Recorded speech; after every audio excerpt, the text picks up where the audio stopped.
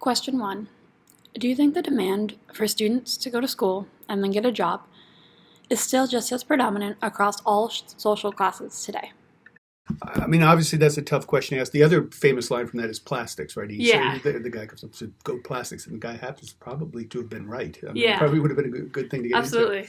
into. That's a tough question. I don't really have the sociological background to know whether it's true across our culture. I know it's kind of a cultural paradigm that we think college is a good place to go. Definitely. Although interesting, in the last few years, I think that started to change. People are starting to look at it, especially with the debt issue that many students are walking away.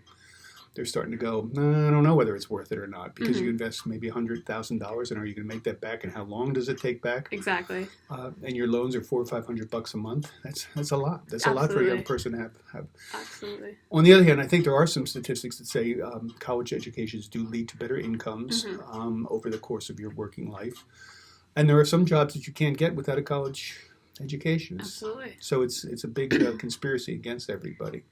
But I think it's an earlier time, right? What year did it come out? 1960?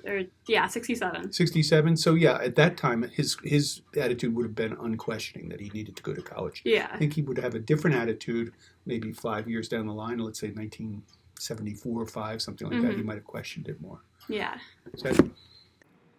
Question 2. The song Hello Darkness, sung by Simon and Garfunkel, appears several times throughout the movie. So, is the risk of love worth the reward, or will it ultimately bring you back to your long friend darkness? This movie ends up with the family friend and then ended up falling for the daughter. Right. Do you think that was worth the risk that he took, or do you think he would have been better off just kind of waiting it out and not playing into the risk and reward?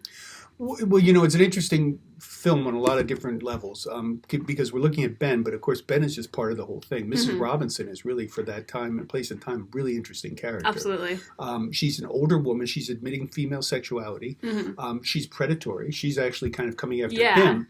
At the same time, she kind of loses everything. So for her, the darkness does get her. She loses her husband, essentially, and she loses her young lover, and who knows what's going to become between she and her daughter. I guess they kind of mend it, but that didn't seem very realistic to me. And then the whole family tension between the Robinsons and then Ben's family as well. Yeah. Could be a whole nother thing. So she certainly loses a lot. I really liked how he took the question and made it multidimensional, because this movie is a balance between all of the characters.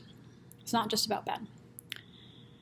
And at the time in writing this question, it didn't even cross my mind to look at Mrs. Robinson and all that she risked for this flirtatious endeavor. But he also mentions another character, Elaine, which I thought was a neat approach. I've read some things about Elaine and how she asserts some agency when she kind of runs away from the wedding, right? Yeah. She says, I'm not going to get married. But it's also with a guy kind of helping her, right? Yeah. It's him knocking on the window and saying, hey. So Ben, he seems a little silly. I mean, I like Ben. Yeah. But what's he doing? I feel like he's so lost to what he wants to do that he Yeah. kind of just jumped onto anything he could. Yeah.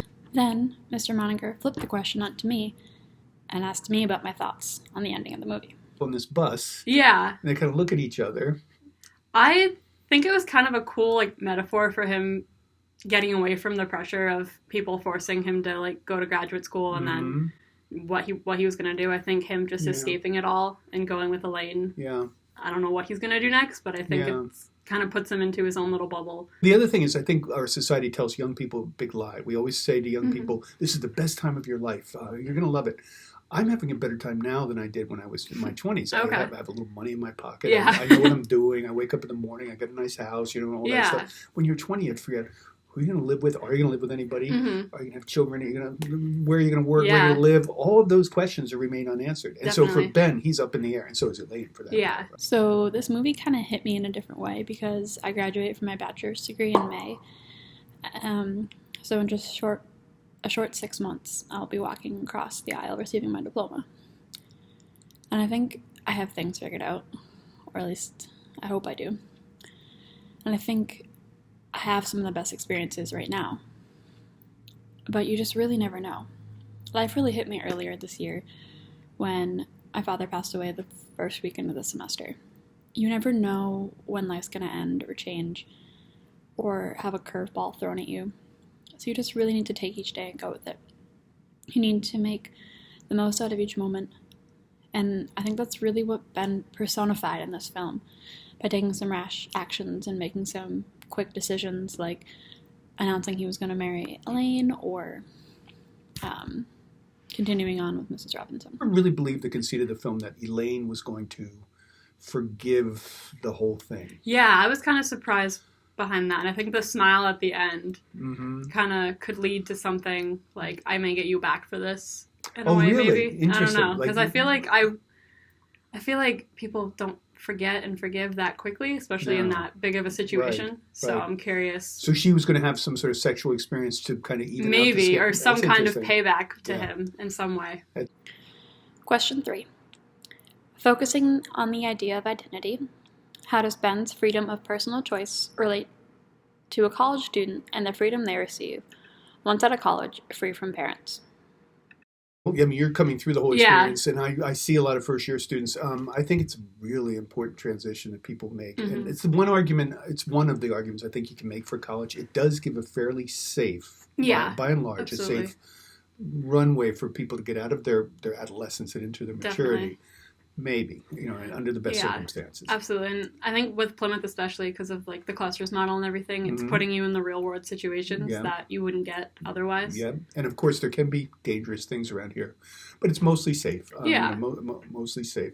So all of that's good. And he's kind of flip-flopping around. I think he's an interesting thing. I think that's why he is a little bit of a universal character. We all have been in that situation, and the overarching idea is that we're supposed to know what we want to do, and most of us don't. I certainly didn't when I was his age. I have an idea, but then again, it could change 5 years from now.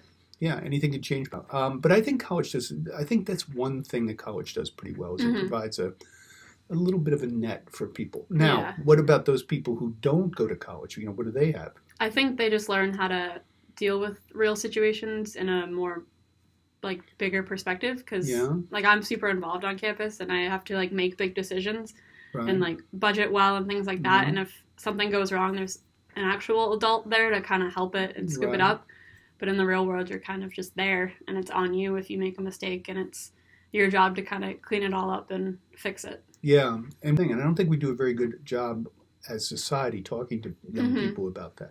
In fact, if you don't go to college, there's really no place to kind of go. Yeah. The other thing I think that's interesting, though, is that our society is switching so that people who can do electricity or plumbing or something like that are starting to make good livings. Yeah, definitely. Really good livings. And that's an irony, right? It's flipping the things around. Then there is this whole idea about internships and how they help prepare people for the real world, too. So I think it really comes down to what works for you as an individual. You wouldn't catch me trying to fix a car, because ultimately I would probably make it a lot worse.